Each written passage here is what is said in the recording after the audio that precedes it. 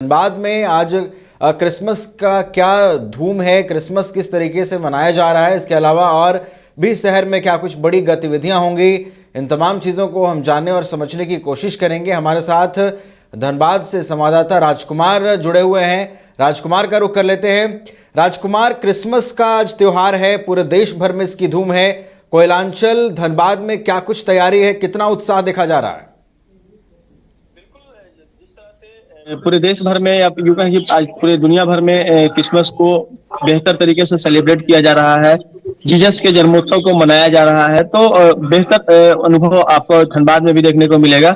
अभी हम संत Anthony church में खड़े हैं और मेरे ठीक पीछे चरनी बनाया गया है और चरनी में जहाँ देर रात प्रभु यीशु का जो जन्म है वो उसको सेलिब्रेट किया गया। और बता दें कि काफी बेहतर तरीके से सजाया गया है चर्च को। लेकिन एक अलग चीज आपको आज धनबाद में देखने को मिलेगा कि इस चर्च में चर्च का जो पूरा परिसर है वो अभी आपको खाली मिलेगा। सुरक्षा कारणों से पूरे जो चर्च परिसर को ब्लॉक कर दिया गया है। और जो इसके पादरी है, जब हमने उनसे बात की तो उनका कहना था कि चर्च में जो लड़के लड़कियां आते हैं उनकी वजह से काफी अव्यवस्था फैल जाती है, जिसकी वजह से 9 बजे के बाद करीब करीब 9:30 बजे के बाद जितने भी 9 बजे से ही लोगों को बाहर निकालना शुरू कर दिया गया था और अब लगभग सारे लोगों को बाहर निकाल दिया गया है। और सामने में देखिए जितने भी श्रद्धालु यहाँ पहुंचे थे, जो ईसाई धर्मावलंबी पहुंचे थे, उनके द्वारा जो कैंडल जलाया गया वो अभी यहाँ पर दिख रहा है। सामने में इस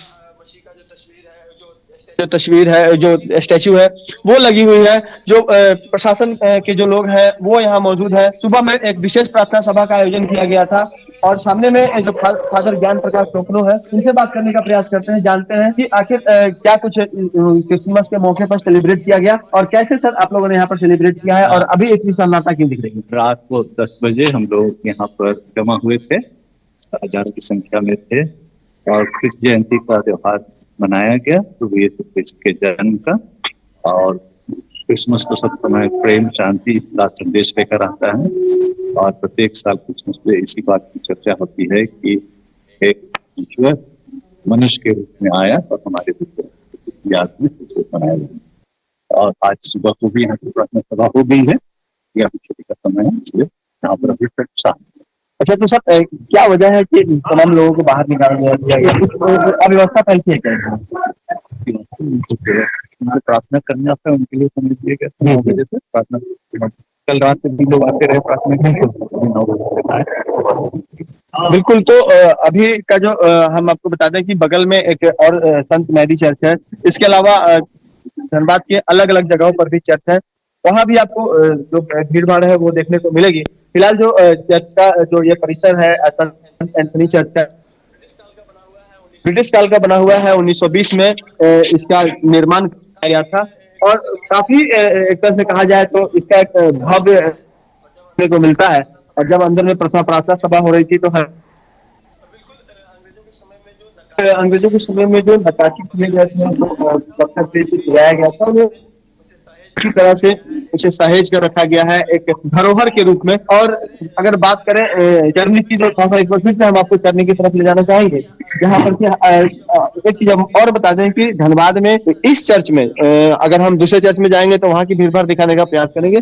यहाँ पर जो चरनी जो बनाया गया है, जिसमें बालक स्वरूप में प्रभु यीशु को दिखाने की कोशिश और कैसे उनका जन्म हुआ था, किस तरह से जो पुआल के बीच में और गलेरियों के बीच में जो जो पशुपालक थे उनके बीच में प्रभु यीशु का जन्म हुआ था, उसे हर जगह पे जहां भी चर्च होगा वहां पर ये दर्शाने की कोशिश की जाती है।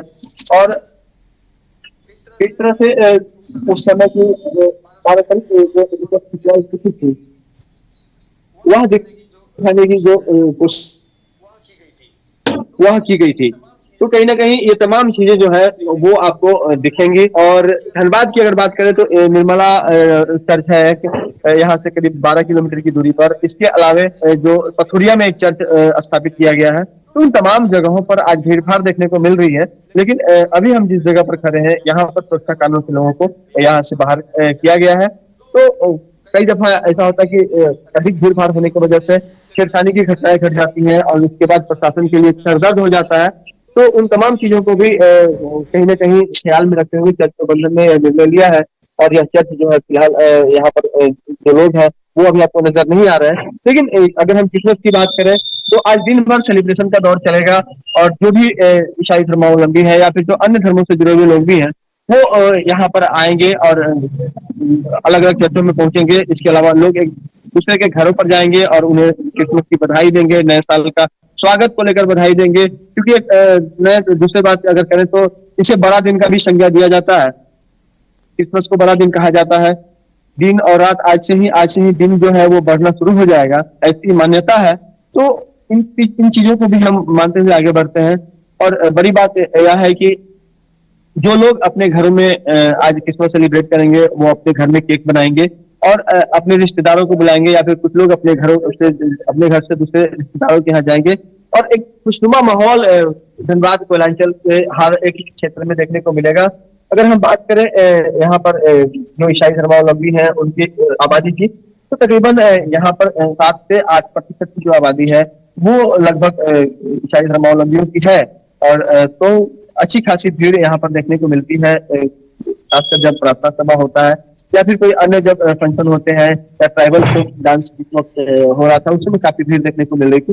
फिलहाल यहाँ पर जो है सुरक्षा कारणों से लोगों को बाहर किया गया है तो अब भीड़ नहीं मिलेगी और चर्च का समय भी अब समाप्त हो चुका है, 9 बजे तक ही चर्च था। तो ये तमाम चीजें खत्म हो चुकी हैं। जी बिल्कुल राजकुमार, कोयलांचल में भी क्रिसमस की धूम है और लोग अपने परिवार के साथ, अपने प्रियजनों के साथ क्रिसमस पर्व को खास अंदाज में सेलिब्रेट करना चाहते हैं। बहुत धन्यवाद राजकुमार हमारे साथ जुड़ने के लिए।